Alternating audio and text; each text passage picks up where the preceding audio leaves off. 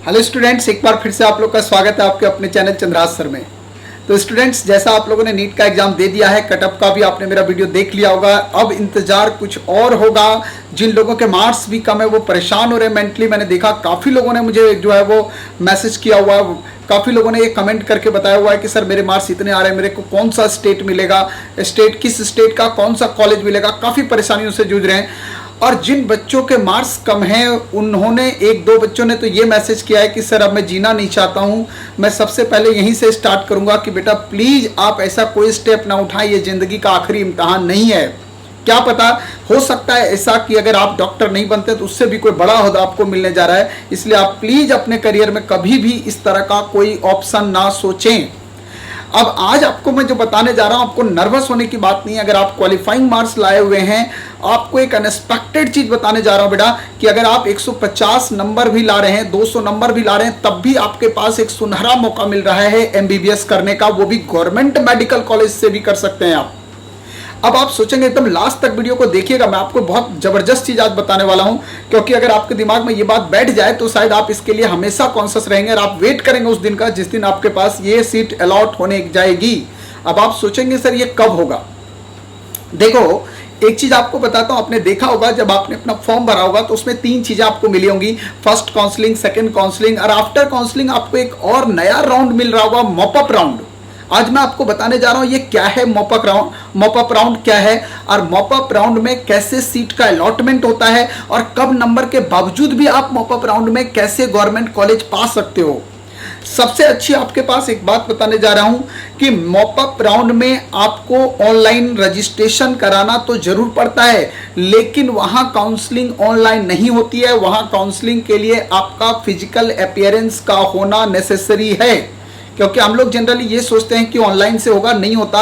Online counselling उसमें बिल्कुल नहीं होती, उसके लिए आपको फिजिकल अपीयरेंस चाहिए। क्योंकि हर एक कॉलेज जो है वो मॉपअप राउंड में खुद काउंसलिंग कराती है, इंडिपेंडेंटली काउंसलिंग कराती है वो, इसलिए आपका वहां पे फिजिकल अपीयरेंस होना चाहिए। अब आपको मैं सबसे पहले बताऊंगा कि एग्जैक्टली मॉपअप राउंड में क्या होता है, ठीक है ना।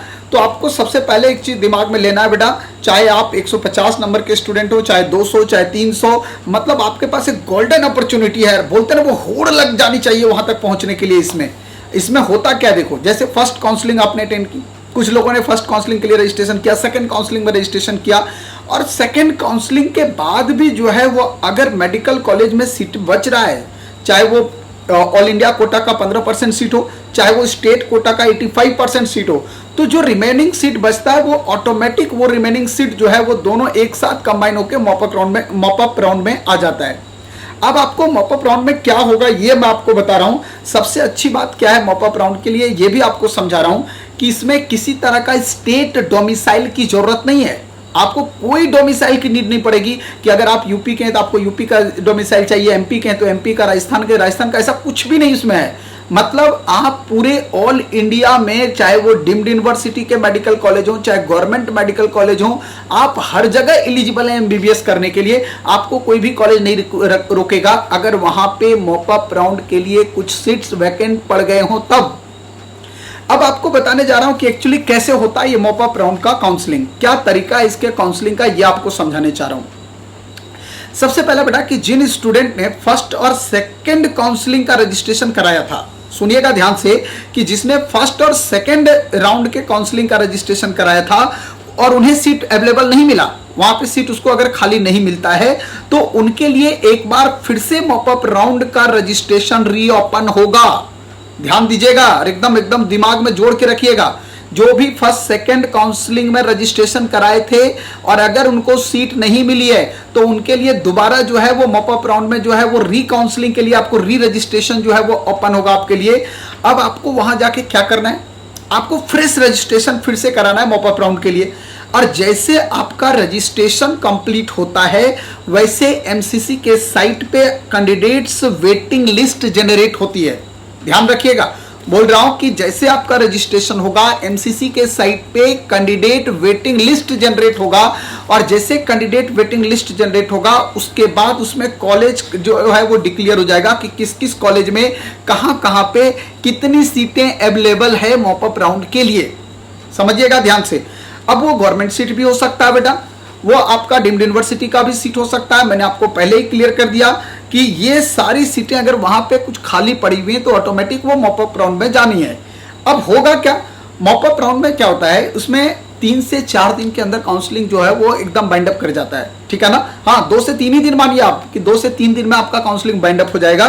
तो आपके लिए आपको इसके लिए क्या करना है, एक थोड़ी सी चतुरता दिखानी है, थोड़ी सी चालाकी आपको दिखानी है कि जब आपके लिए वो कॉलेज का लिस्ट खुलेगा तो आप देख लोगे कि किस कॉलेज में कितने सीट बचे हुए हैं और किस कॉलेज में जाने के लिए कितने रैंक की जरूरत है। अब आपको अपना मार्क्स पता है, आपको अपना रैंक भी पता है, तो आप इजीली वहां से चूज कर लोगे कि मेरे लिए इस रैंक पे और इस मार्क्स पे कौन सा कॉलेज मॉपअप राउंड में मिल सकता है। तो इसलिए आप चालाकी से रजिस्ट्रेशन करवाइएगा उस कॉलेज में जहां पे उस नंबर पे लग रहा है कि ये लिस्ट वाला कॉलेज है, यहां पे मेरा लिस्ट मार्क्स है तो मुझे यहां पे मिलने की संभावना है, तो वहीं पे रजिस्ट्रेशन करवाइएगा, दूसरे कॉलेज में नहीं करवाइएगा। अदरवाइज आपका वो वेस्टेज जा सकता है, धोखा हो सकता है, ठीक है ना। तो ये बात ध्यान रखिएगा, ये बात देख लीजिएगा कि किस स्टेट के किस कॉलेज में कितनी सीट खाली है। मैं आपको पहले बता दिया कि नो नीड ऑफ डोमिसाइल, आप किसी भी स्टेट के लिए एलिजिबल हो मेरे दोस्त, किसी भी स्टेट के लिए एलिजिबल हो, आप कहीं भी जाके एमबीबीएस कर सकते हो, इसके लिए कोई डोमिसाइल की जरूरत नहीं है।